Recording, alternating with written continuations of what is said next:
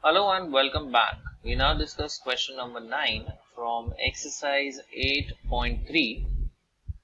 The question is, given that random variable x follows binomial distribution with parameters n, p, the first case is if n is equal to 10, p is equal to 0.4, find e of x and variance of x. So let's begin. Let us consider the first case. The first case, n is equal to 10, p is equal to 0.4. So therefore, we could obtain q, that is probability of failure, as 1 minus p. So that's 1 minus 0.4. So therefore, the value of q is 0.6. And we have been asked the value of e of x, that is the mean value. So therefore, e of x is nothing but n times p. So that would be 10 into 0.4. So we get the answer as 4. Next is variance of x. Now we know that variance or binomial distribution is obtained as n into p into q. So that would be 10 into 0.4 into 0.6. Now if we perform this multiplication, we get the variance value as 2.4. Let's look at the second case. If p is 0.6, e of x is 6, find n and variance. So the second case is probability of success is 0.6.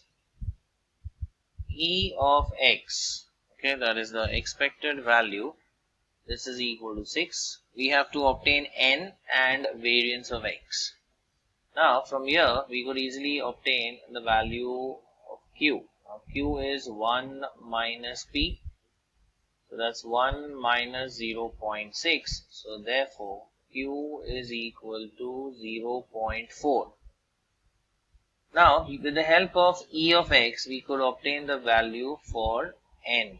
Now, we know that e of x is obtained as n times p.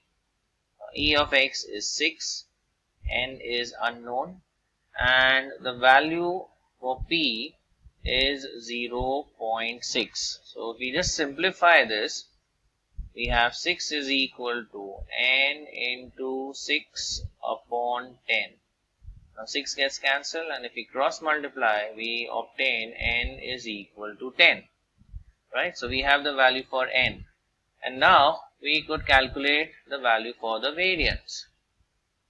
So therefore, the variance of x is given by n into p into q. Now n is 10.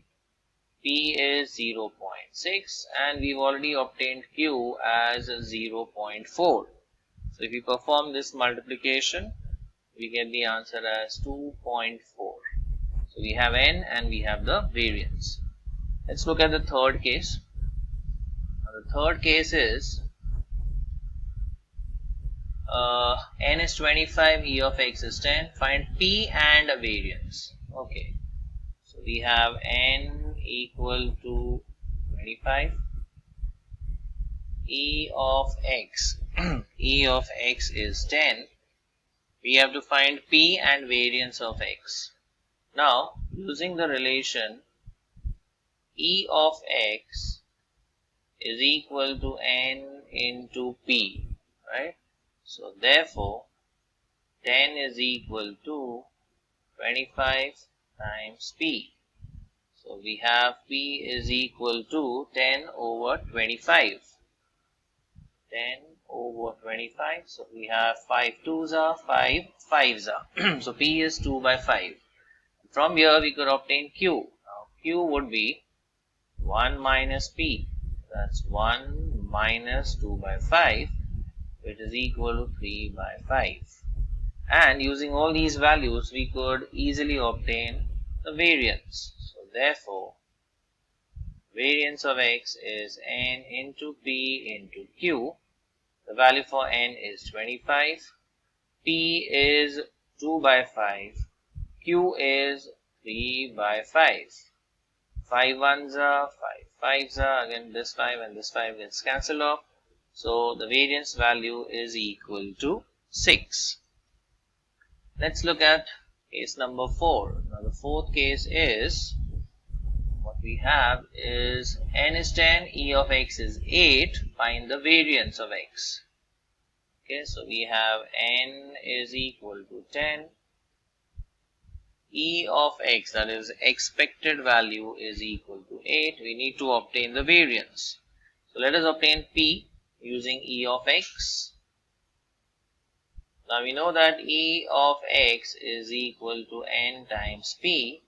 So therefore 8 is equal to 10 into p. So from here we obtain the value for p. So p is equal to 8 by 10. We reduce by 2, factor 2. So we have 4 by 5.